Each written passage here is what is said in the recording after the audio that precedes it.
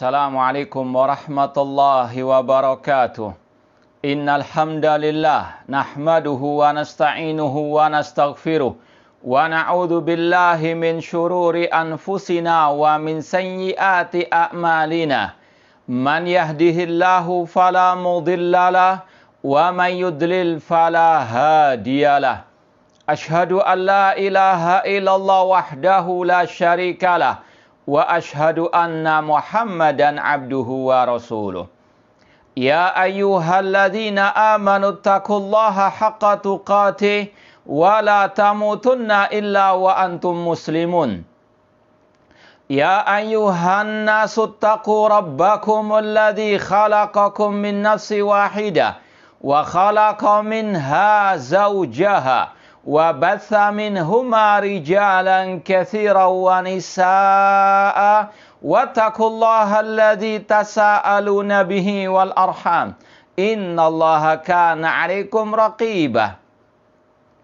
Ya ayyuhalladzina amanu taqullaha wa qulu qawlan sadida yuslih lakum a'malakum wa yaghfir lakum dhunubakum wa man yuti'illaha wa rasulahu faqad faza fawzan 'azima. Amma ba'd, fa inna asaqal hadithi kitabullah wa khairal hadi hadyu Muhammadin sallallahu alaihi wasallam wa syarrul umuri muhdatsatuha wa kullu muhdatsatin bid'ah wa kullu bid'atin dhalalah wa kullu dhalalatin finnar. Ma'asal muslimin, ikhwani fillah wa akhwati, bapak-bapak, ibu-ibu, saudara-saudariku rahimani wa rahmakumullah. Alhamdulillah, segala puji bagi Allah Subhanahu wa taala yang mempertemukan kita kembali setelah libur panjang bulan suci Ramadan dan juga bulan Syawal. Alhamdulillah kita dipertemukan kembali oleh Allah Subhanahu wa taala meskipun masih kajian online. Semoga Allah Subhanahu wa taala membarakahi kajian kita ini. Alhamdulillah kita bisa melanjutkan kembali kajian kitab Al-Ibana As-Sughra oleh Al-Imam Ibnu Battah Al-Ukbari yang wafat tahun 387 Hijriah atau pada abad 4 Hijriah rahimallahu ta'ala. Langsung saja kita lanjutkan mengkaji kitab ini sampai pada halaman 66. Halaman 66 poin 201. Poin 201. Al-Imam Ibnu Battah Al-Ukbari rahimahullah ta'ala di sini membawakan riwayat dari seorang ulama tabi'in yang bernama Muhammad bin Sirin rahimahullah ta'ala. Kata beliau, wa nadhara Ibnu Sirin ila rajulin min ashabihi fi ba'di mahalil Basrah. Suatu saat seorang ulama tabi'in yang bernama Muhammad bin Sirin melihat salah satu murid beliau di salah satu tempat di negeri Basrah atau di kota Basrah di Irak. Faqala lahu ya fulan. Muhammad bin Sirin pun berkata kepada sang murid, wahai fulan, ma tasna'u hahuna. Apa yang engkau perbuat di sini? Seorang guru menyapa, menegur sang murid, sang santrinya. Faqala, sang murid berkata, menjawab, uttu fulanan min illatin, yakni rajulan min ahlil ahwa. Aku baru saja menjenguk salah satu dari ahlil ahwa atau ahlil bid'ah. Faqala lahu Ibnu Sirin. Sang guru yang mendengarkan jawaban sang murid. Sang guru ketika mendengarkan bahwasanya sang murid telah menjenguk salah satu dari ahlil bid'ah, maka beliau pun berkata, in marita lam na'udka. Jika engkau sakit, kami tidak akan menjengukmu. Jawaban dari seorang guru salafi, bahkan beliau salah satu ulama salaf ahlussunnah wal jamaah, tegas kepada muridnya yang menyimpang. Bukan malah dibela, bukan malah dipuji, namun beliau memberikan pelajaran berharga kepada sang murid dengan tegas, tidak mencela-mencela, tidak melempem, dan terang-terangan, tidak bermain di belakang layar atau berbuat makar licik dan licin, naudzubillah min dalik, seperti orang-orang munafikin atau ahlul bidah. Ini ahli sunnah wal jamaah. Ini ulama salaf. Dalam menghadapi penyimpangan, terang-terangan mentahdzir, terang-terangan mengingkari. Ya, bukan seperti orang-orang yang punya sifat dzul wajahain, dua wajah. Di luar kelihatannya tidak suka mentahdzir, tapi di belakang, di dalam membuat gerakan tahdzir bawah tanah, membuat makar-makar licik, membisiki takmir-takmir masjid, membisiki panitia kajian, yuwaswisu fi sudurin nas, naudzubillah min dalik. Wa makaru wa makarallah wallahu khairul makirin. Ini ulama salaf Muhammad bin Sirin kalau mentahdzir penyimpangan terang-terangan. Ya, bukan sekali lagi di luar sok tidak mau mentahdzir, sok lemah lembut, tapi di belakang membuat makar-makar jahat, membuat makar-makar licik, membisiki tadi takmir-takmir masjid ataupun panitia-panitia kajian. Ini sekali lagi sangat jauh dari manhaj dan akhlak as-salaf. Maka waspadalah. Kata Muhammad bin Sirin, jika engkau sakit, kami tidak akan menjengukmu. Ini sekali lagi untuk memberikan pelajaran berharga kepada sang murid agar tidak menghormati, memuliakan ahli bidah. Kalau kita mau kembali lagi kepada definisi ahli bid'ah, kalau Syekh Ali Nasir Al-Faqihi, salah satu masyayikh senior di kota Madinah, beliau dalam kitabnya Al-Bid'ah mendefinisikan al-mubtadi' huwallazi yuhditsu al-bid'ata wa yad'u ilaiha wa yuwali wa yu'adi 'alaiha. Namanya alil bid'ah atau alil bid'ah atau mubtadi', yaitu yang membuat kebid'ahan dan menyeru kepada kebid'ahan dan dia berwala berbarok di atas bid'ahnya tersebut. Orang-orang seperti tadi, alil bid'ah tersebut tidak layak untuk dihormati. Bahkan sudah lewat penjelasan, pernyataan dari ulama salaf, di antaranya Fudail bin Iyad rahimahullah ta'ala, man waqqara sahiba bid'ah faqad a'ana ala hadamil Islam. Barang siapa memuliakan ahli bid'ah, maka dia telah membantu untuk menghancurkan ahli Islam. Naudzubillah min dalik. Makanya Muhammad bin Sirin keras tegas kepada sang murid, bahkan memberikan pelajaran berharga. Kalau engkau sakit, kami tidak akan menjengukmu. Wa in mitta lam nusalli alaika. Jika engkau mati, kami tidak akan mensalatimu atau mensalati jenazahmu. Illa antatub, sampai engkau bertaubat. Qala, sang murid pun berkata, tubtu, aku bertobat, aku bertobat. Ini keadaan muridnya para salafus soleh. Ketika ditegur, ketika dibantah, ketika disampaikan kebenaran, ketika dia tahu kesalahannya, dia pun bertobat. bukan mencela-mencela, bukan teriak-teriak ke sana kemari, bukan menutupi kesalahannya dengan kedustaan, ya, bukan membuat makar-makar licik, ya, sudah nggak mau tobat, namun apa? Membuat gerakan tahdzir bawah tanah. Na'udzubillahi min dzalik. Ini sekali lagi bedanya orang-orang itu dengan as-salaf.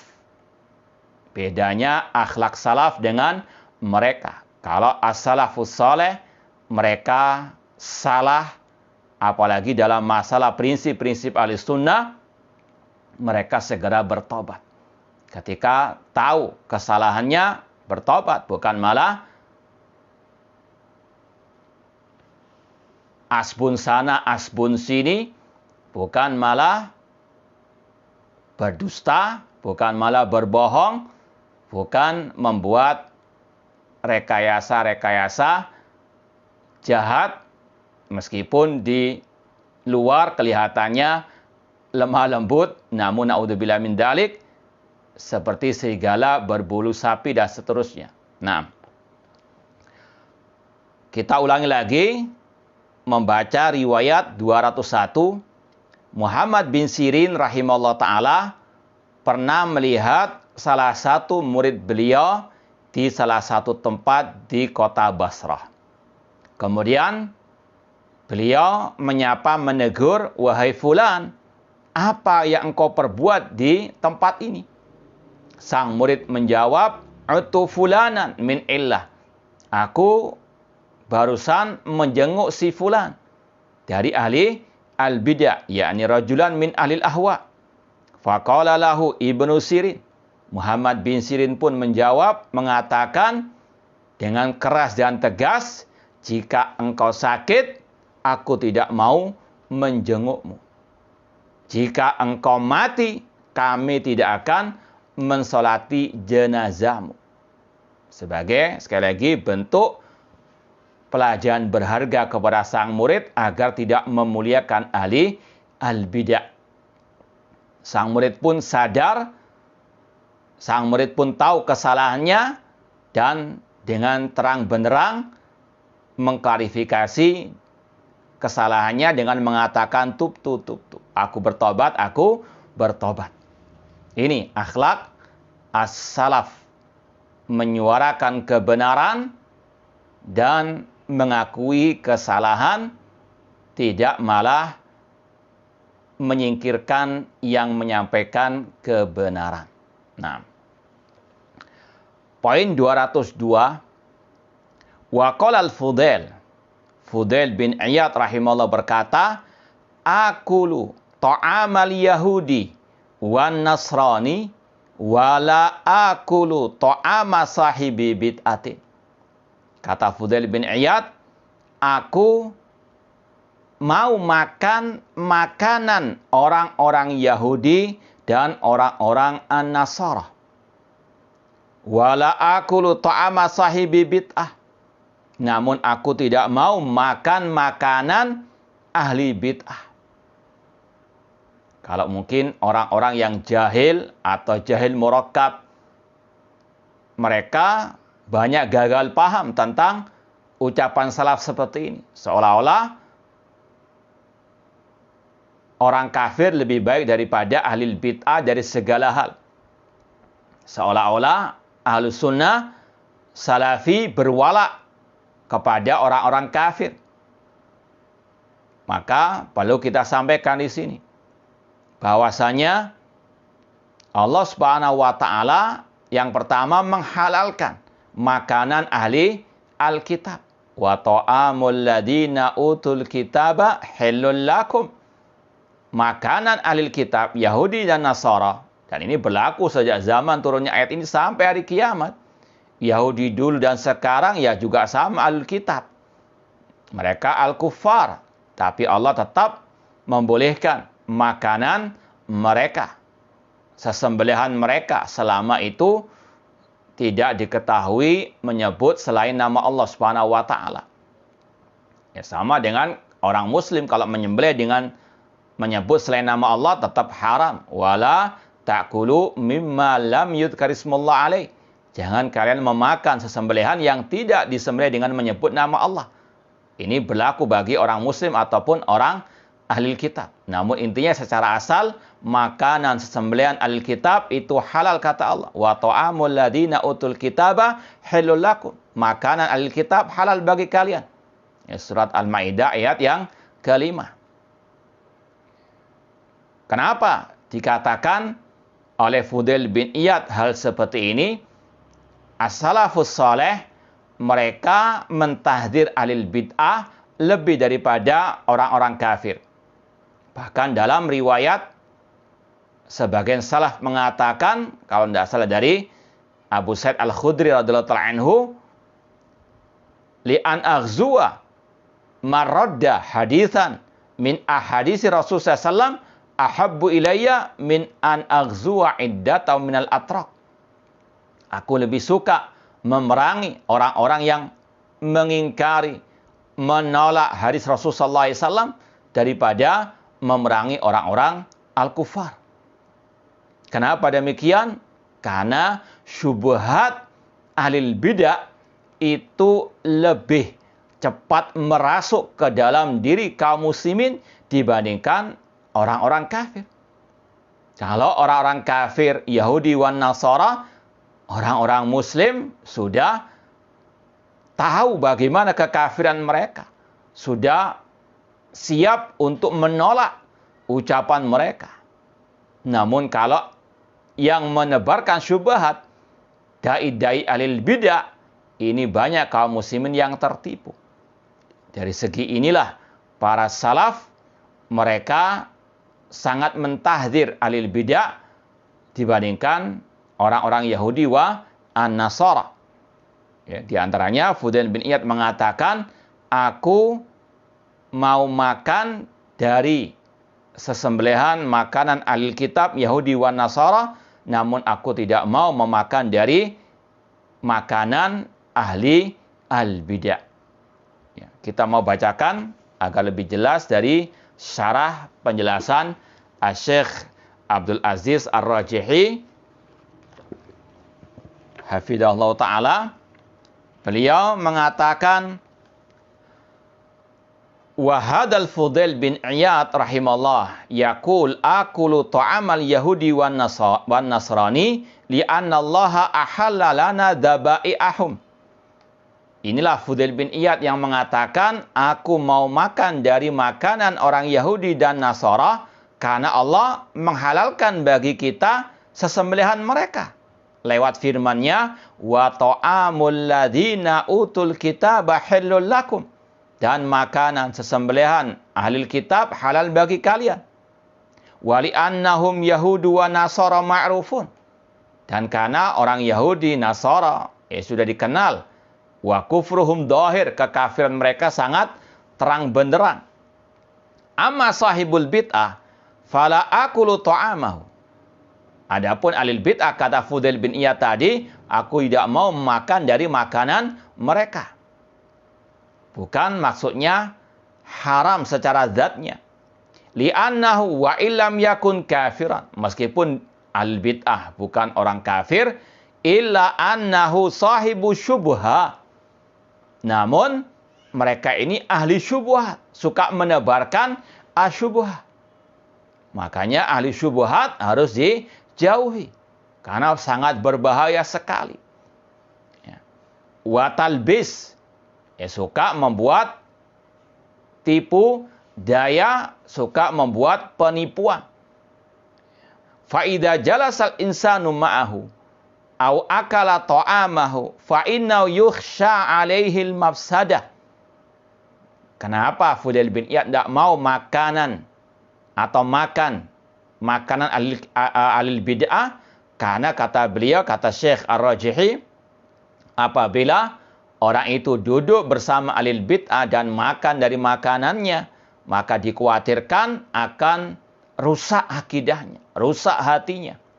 Bi an yu'sira alai au bi an yu'assir alai bi bid'atihi. Dia akan mempengaruhi orang tersebut dengan bid'ahnya, menebarkan syubhatnya. Ya.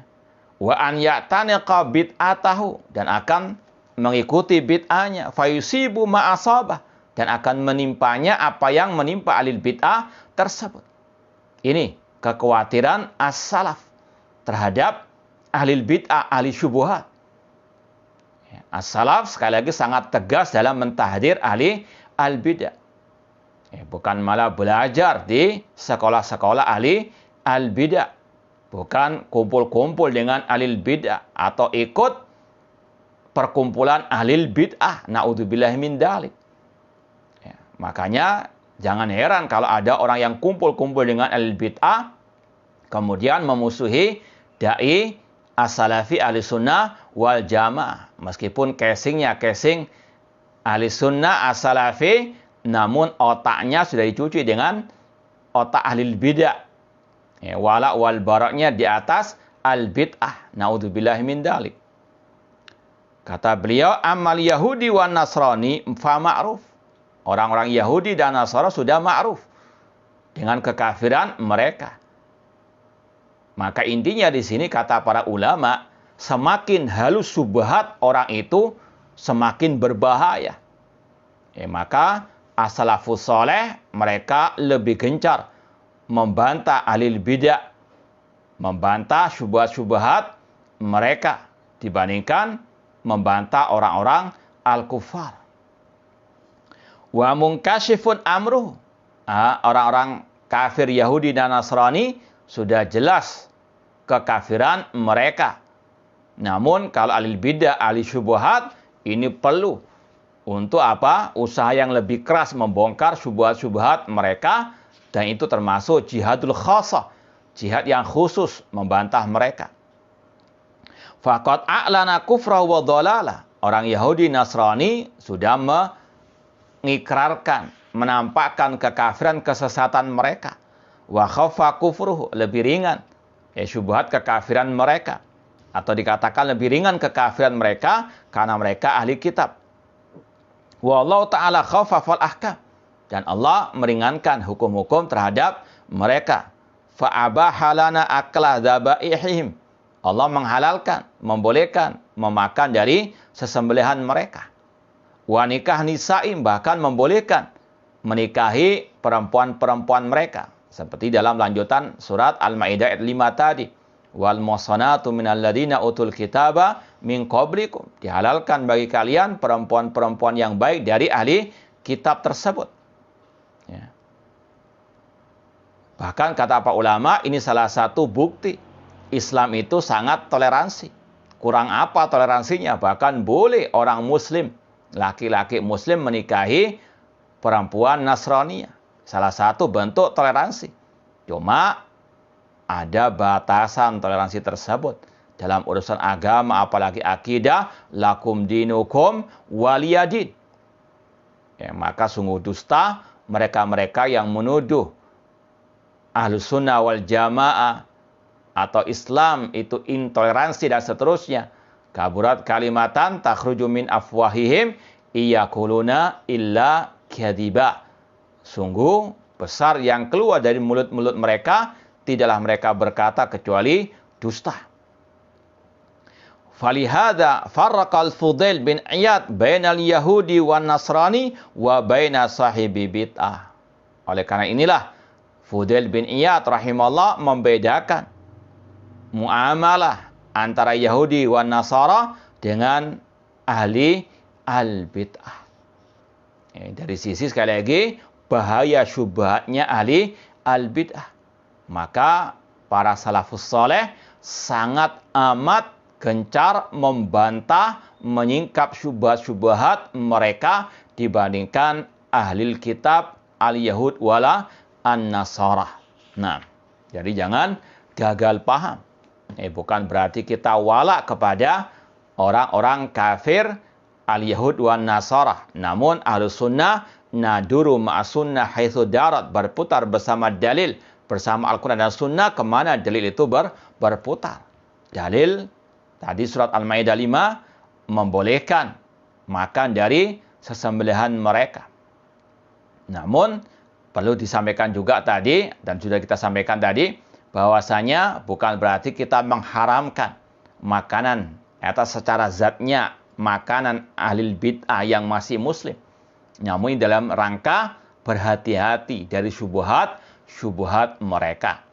Bahkan para ulama menurut pendapat yang rajih wallahu ta'ala alam, acara-acara bid'ah mereka tidak boleh kita hadiri. Namun makanan mereka secara asal halal. Cuma sekali lagi hati-hati dengan syubhat ahli al-bid'ah. Nah. Kemudian poin 203, wa kana yaqul Allahumma la taj'al li sahibi bid'atin indi yadan fayuhibbahu qalbi. Dahulu Fudail bin Iyad juga pernah berkata, berdoa kepada Allah, ya Allah, jangan engkau jadikan aku berhutang budi kepada ahli bid'ah. Kata sekali lagi Fudail bin Iyad dalam doanya ini betul-betul luar biasa. Salafus soleh sangat khawatir takut jatuh ke dalam jaring-jaring ahli al-bid'ah atau syubhat ahli bid'ah. Bukan sekedar mereka melontarkan statement seperti tadi. Bahkan mereka juga berdoa kepada Allah. Ya Allah, jangan engkau jadikan aku berhutang budi kepada ahli bid'ah. Kenapa? Demikian fayuhibbahu qalbi. Kalau aku punya hutang budi kepada ahli bid'ah, maka hatiku ini akan cinta kepada ahli al-bid'ah. Padahal dalam Islam awsaqural iman al-hubbu fillah wal bughdu fillah. Sekuat-kuat tali keimanan, cinta dan benci karena Allah Subhanahu wa taala. Bukan malah cinta kepada ahli bid'ah. Ini bagaimana sekali lagi kekhawatiran salafus saleh terhadap syubhat perangkap jaring-jaring ahli bid'ah. Mereka pun tidak mau mencintai ahli al-bid'ah. Karena itu terlarang. Sebagaimana kata Rasul tadi, cinta dan benci itu harus ukurannya karena Allah. Ya, bukan wala wal bara karena satu asrama, karena satu perguruan dan sebagainya. Yang menyimpang dibela, ya. Yang membantah penyimpangan disingkirkan, na'udzubillahi min dalik. Ini wal wala wal bara ala jen khiskan, kata para al ulama, na'udzubillahi min dalik. Wala wal bara ala al-haqqi, di atas kebenaran.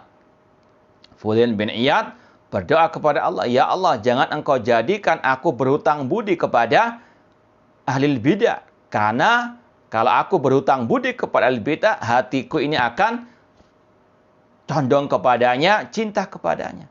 Dan hada waqi' laisa lahu min dafi'. Ini fakta yang ada.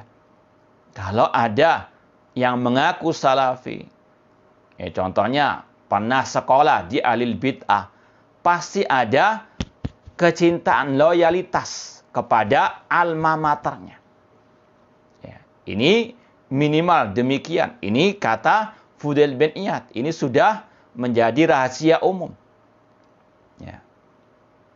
Bahkan yang sekali lagi mengaku dai salafi, ustaz salafi, ketika lulus dari sekolah-sekolah perguruan tinggi ahli bidah, itu ada kebanggaan kepada alma maternya. Bahkan tidak punya malu, meskipun sudah semuanya tahu dari kalangan ahli sunnah itu sekolah al-bidah. Namun dia dengan bangganya menampakkan alma maternya. Ini sekali lagi jauh dari manhaj dan sikap para salaf terhadap ahli al-bidah. Bahkan pernah kita sampaikan juga, ada salah satu orang yang kita kira kuat akidah manhajnya. Namun ketika sudah masuk perguruan tinggi ahli al-bidah, ada kecintaan, ada pembelaan kepada alma maternya. Ini sekali lagi sudah kita saksikan sendiri dengan mata kita, dengan telinga kita. Bagaimana mereka berbangga membela alma mater mereka yang sebetulnya sudah jelas adalah ahli al-bidah. Na'udzubillah min dalik. Makanya sekali lagi, sungguh benar ucapan Al-Fudail bin Iyad, dan ini juga perlu untuk kita contoh. Yaitu berdoa, Allahumma la taj'al li sahibi bid'atin indiyada. Ya Allah, jangan engkau jadikan aku berhutang budi kepada ahli bid'ah. Ya. Fa yuhibbahu qalbi. Dan akan apa? Ada kecintaan dalam hati kepada ahli bid'ah tersebut. Apalagi dalam kata orang Arab, ya, orang Arab mengatakan al-ihsan yu'jizul insan. Kebaikan, jasa orang lain itu terkadang membuat kita lemah. Ya, karena orang itu berhutang budi kepada kita, kita tidak mau menyurahkan kebenaran, tidak mau membantah kebatilannya. Naudzubillahi min dzalik. Ini sangat berbahaya. Wala wal bara, bukan di atas kebenaran, namun di atas hutang budi. Ya. As-salaf sangat takut berhutang budi kepada ahli al-bid'ah. Apalagi memang salah satu sifat perangai ahli bid'ah, mereka terkadang mengulurkan bantuan. Untuk apa? Mereka tarik orang-orang tersebut ke dalam bid'ah mereka. Maka hati-hati ahli bid'ah, sebagaimana kata Imam Al-Barbahari, kal aqrab, seperti kalajengking. Menyembunyikan kepala dan badan mereka, namun menampakkan ekor mereka. Ya. Atau kalau kita istilahkan seperti tadi, orang-orang yang bermain di balik layar. Tidak mau kelihatan mukanya, namun kalau ada kesempatan mereka menyengat. Ini ahli lici walici, naudzubillahi min dzalik.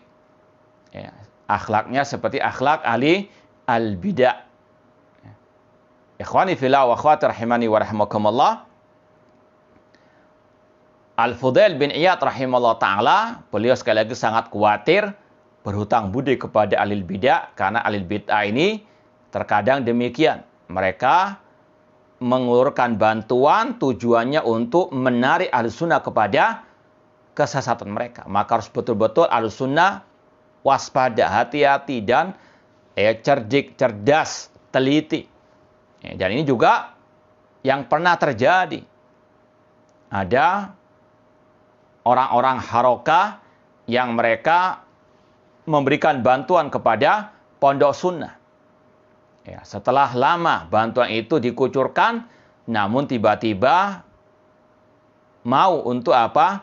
Menyetir, menguasai akidah dan manhaj pondok tersebut. Tidak boleh mengajar buku ini, buku itu, dan seterusnya. Kalau nggak mau ditaati, di stop bantuannya. Naudzubillahi min dzalik. Ya. Kalau istilah orang-orang itu memboikot bantuan. Ya. Meskipun sekarang ada istilah boikot kajian. Ya. Kalau si fulan nggak mau ngajar kalau si fulan ngajar di masjid itu, kita semuanya mogok mengajar. Naudzubillahi min dzalik. Ya. Ini sekali lagi tahdzir orang-orang yang di bawah tanah tadi. Ya, sangat jauh dari tahdzirnya ahli sunnah wal jamaah.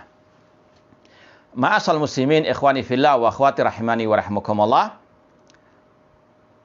Kemudian poin 204. Wa qala al-Fudail bin Iyad berkata lagi, idza alimallahu min rajulin annahu mubghidun li sahibi bid'atin rajahutu an yaghfirallahu lahu. Kata Fudail bin Iyad, apabila Allah mengetahui seseorang itu membenci ahli bid'ah, maka aku berharap Allah mengampuninya, mengampuni dosa-dosanya. Ini suatu keutamaan membenci ahli bid'ah. Membenci ahli bid'ah termasuk bagian daripada al-iman. Seperti kata Rasul tadi, awsakur al-iman al-hubbu fillah wal bughdu fillah. Sekuat-kuat tali keimanan, cinta dan benci karena Allah Subhanahu wa taala. Membenci ahli bid'ah termasuk bagian daripada keimanan, kata Rasul sallallahu alaihi wasallam. Ya, pelaku maksiat saja berhak untuk dibenci, apalagi ahli al-bid'ah. Kata Fudail bin Iyad, kalau Allah mengetahui seseorang itu membenci ahli bid'ah, maka aku berharap Allah akan mengampuninya. Wa in qalla amaluhu, meskipun sedikit amal ibadahnya atau amalan-amalan sunnahnya. Li'anna karahiyatal bid'ati dalilun ala hubbis sunnah. Karena kebenciannya kepada bid'ah atau alil bid'ah itu sebagai bukti akan kecintaannya kepada as-sunnah. Maka jangan dibalik. Yang alil bid'ah dicintai, dipuji, dibela, namun yang di atas as-sunnah, di atas akidah salaf, yang menyuarakan akidah salaf malah dibenci, disingkirkan, dan seterusnya, diboikot kajiannya. Na'udzubillah min dalik. Ya, ini akhlaknya ahli al-bid'ah. Nah, kata Fudail bin Iyad, apabila Allah mengetahui ada seseorang yang membenci ahli bid'ah, aku berharap Allah mengampuninya meskipun sedikit amalan-amalan ibadahnya. Yang dimaksud di sini amalan-amalan sunnahnya. Li'anna karahiyatal bid'ah dalilun ala hubbi sunnah. Karena kebenciannya kepada bid'ah atau alil bid'ah itu sebagai bukti kecintaannya kepada sunnah Rasulullah SAW. Makanya diddan la yastami'an. Ya. Dua hal yang bertentangan tidak akan mungkin bisa bersatu. Kalau sudah cinta kepada al bid'ah, nggak mungkin cinta kepada ahli sunnah. Ya. Kalau dia cinta kepada alil bid'ah, kumpul-kumpul dengan alil bid'ah, maka tidak akan suka dia dengan ahli sunnah atau yang membantah alil bid'ah tersebut. Ya. Makanya kata Fudail bin Iyad, kalau orang itu membenci alil bid'ah, berarti dia mencintai sunnah, mencintai ahli sunnah wal jamaah. Intinya sekali lagi, 4 poin tadi, mulai 201, 202, 203, 204, ini berkaitan dengan bagaimana sikap tegas, keras, dan jelas dari salafus saleh dalam mentahdzir bid'ah dan ahlil bid'ah. Atau membantah penyimpangan. Ya, tidak melempem, tidak samar-samar, tidak membuat gerakan tahdzir bawah tanah. Namun betul-betul terang benderang mereka mentahdzir bid'ah dan ahlil bid'ah dan terang-terangan menyatakan kebencian kepada ahlil bid'ah. Dan juga sekaligus intinya di sini kewajiban kita untuk mengikuti jejak salafus saleh, yaitu terang benderang dalam mentahdzir segala bentuk penyimpangan dan segala bentuk kebid'ahan dan juga orang-orangnya. Poin 205 dinukilkan di sini riwayat dari Al-Marruzi rahimallahu taala, murid Imam Ahmad bin Hanbal. Wa qala Al-Marruzi, sa'altu Aba Abdillah amman syatama Aba Bakrin wa Umar wa Utsmana wa Aisyah radhiyallahu anhum. Kata Imam Ibnu Battah Al-Ghubari rahimahullah, Al-Marruzi berkata, aku bertanya kepada Abu Abdillah, yaitu Imam Ahmad rahimahullah, berkaitan dengan orang yang mencaci maki Abu Bakar As-Siddiq radhiyallahu anhu, mencaci maki Umar bin Khattab radhiyallahu anhu, mencaci maki Utsman radhiyallahu anhu, mencaci maki Aisyah radhiyallahu anha, ya, wa radhiyallahu anhum jami'an. Maka Imam Ahmad berkata, ma urahu alal Islam. Aku mengira orang itu tidak di atas Islam. Alias orang itu kafir kalau mencaci maki al-khulafa ar-rasyidun. Dan sudah kita sampaikan pada pertemuan sebelum Ramadan, perincian ulama tentang yang mencaci maki para sahabat. Kalau mencaci maki keumuman para sahabat, orang itu kafir murtad dari Islam. Atau dia mencaci maki khulafa ar-rasyidun, juga sama hukumnya seperti yang dikatakan Imam Ahmad rahimahullah. Namun kalau dia mencaci maki salah satu dari sahabat Rasul selain dari khulafa ar-rasyidin tadi, maka orang itu termasuk ahli al-bid'ah, tidak sampai kepada murtad atau kafir. Wallahu taala a'lam. Intinya di sini Imam Ahmad menvonis orang yang mencaci maki Abu Bakar wa Umar wa Utsman radhiyallahu anhum dan juga mencaci maki Aisyah radhiyallahu anha, orang itu keluar dari al-Islam. Ma'urahu alal Islam. Ay ma'adunnu alal Islam. Aku kira, aku yakin orang itu bukan termasuk Islam atau tidak di lingkaran al-Islam. Dan insya Allah riwayat-riwayat setelah ini berkaitan banyak tentang Syiah Ar-Rafidhah qatalahumullah. Taib, insya Allah untuk sementara kita cukupkan sekian. Kalau mungkin ada pertanyaan, tafadhalu.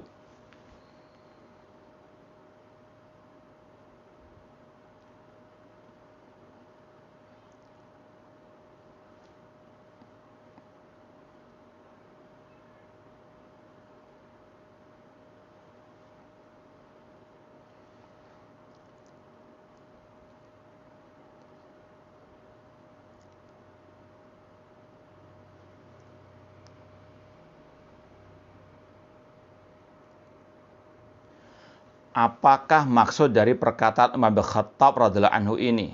Ya, wallah alam ini bahas dengan nulis bahasa Arab kurang jelas saya.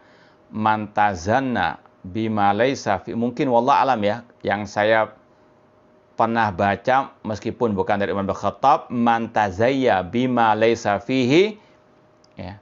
Kata Rasulullah SAW dalam hadis yang sahih, al-mutasyabbi bima lam yu'ta kala bisi thawbe zurin. Ya, kalau kata penyair mantazaya bima ghaira fihi fadhahatu syawahidul imtihan, atau kurang lebih seperti itu. Ya, mungkin maksudnya barang siapa yang berhias dengan apa yang tidak dia miliki, barang siapa yang menampakkan sesuatu yang bukan miliknya, maka kata Rasul tadi, dia telah memakai dua baju kedustaan, kebohongan. Ya, contohnya orang yang jahil namun pura-pura alim. Ya, atau istilahnya jahil kuadrat. Seolah-olah pakar masalah Al-Aqsa. Ya, membuat statement Masjid Aqsa itu Haikal Sulaiman. Naudzubillah min dalik. Ini orang yang ngawur. Ini orang yang jahil pura-pura alim. Ini namanya jahil murakkab. Naudzubillah min dalik, hati-hati. La yukhadul ilmu an arba'atin. Kata Imam Malik rahimahullah, tidak boleh menimba ilmu dari 4 golongan. Di antaranya orang yang as-safih yu'lin safahatahu. Orang yang bodoh, orang yang jahil, bahkan yang istilahnya dungu, yang menampakkan kedunguannya. Asbun, askom, kalau ngomong, dan seterusnya. Maka hati-hati. Ya, para penebar asyubuhat. Kemudian, jadi itu kurang lebih yang Anda pahami dari ucapan pertanyaan di sini. Wallahu ta'ala alam. Kurang jelas ini tulisannya. Cuma kurang lebih seperti itu. Wallahu alam.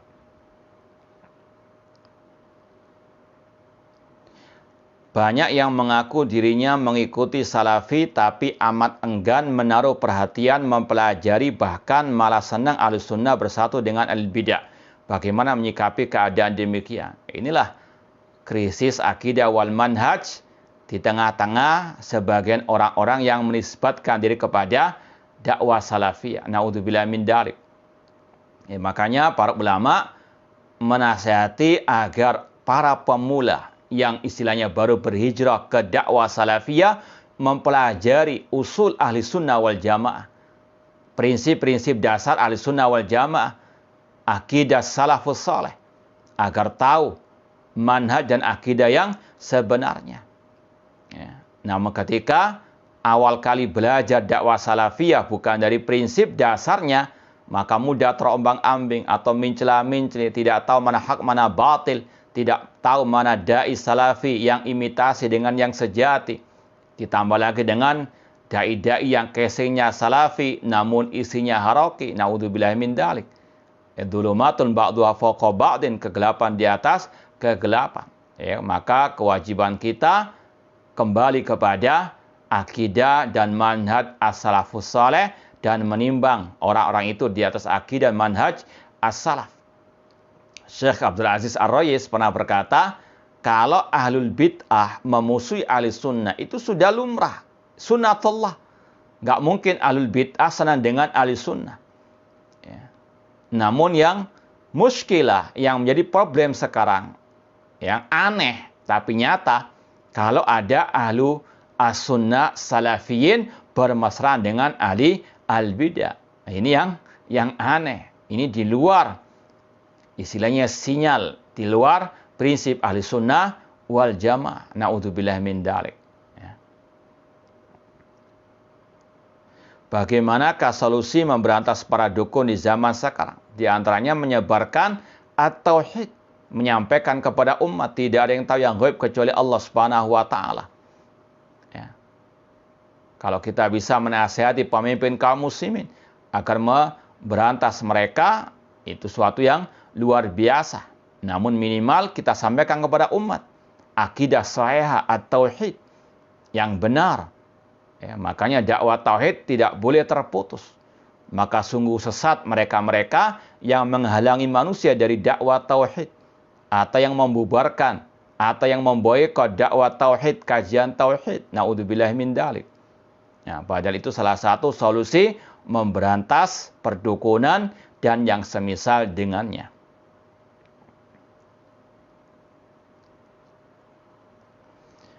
Kalau ada guru yang menyimpang dalam masalah akidah, apalagi ketika diingatkan mencela-mencela, malah menutupi kesalahannya dengan kedustaan, ngomongnya ngalur ngidul, nggak mau tobat, maka tinggalkan orang tersebut. Memang wataknya seperti itu.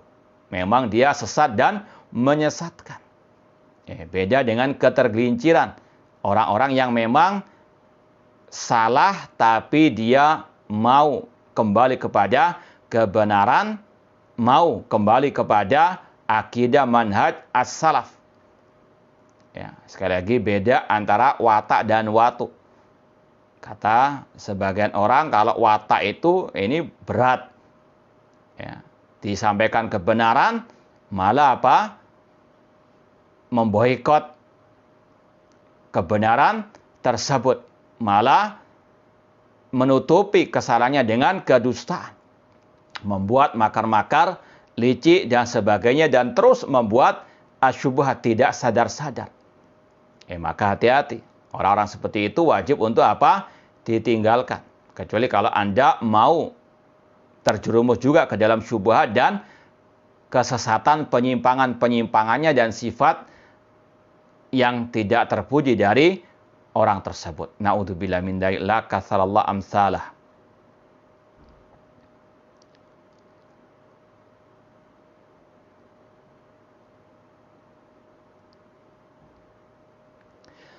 Ya, kalau ada orang yang menuduh, tanya mana dalilnya, mana buktinya.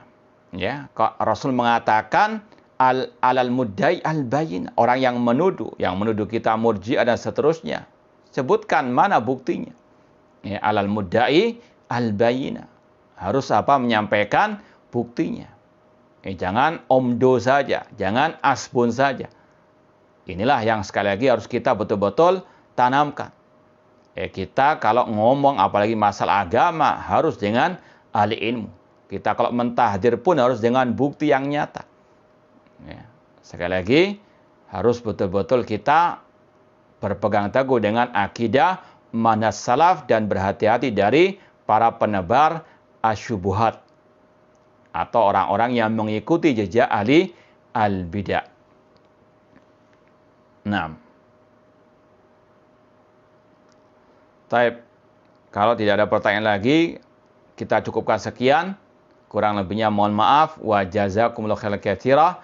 Aqulu qouli hadza wa akhiru da'wana anil hamdulillahi rabbil alamin. Wassalamualaikum warahmatullahi wabarakatuh.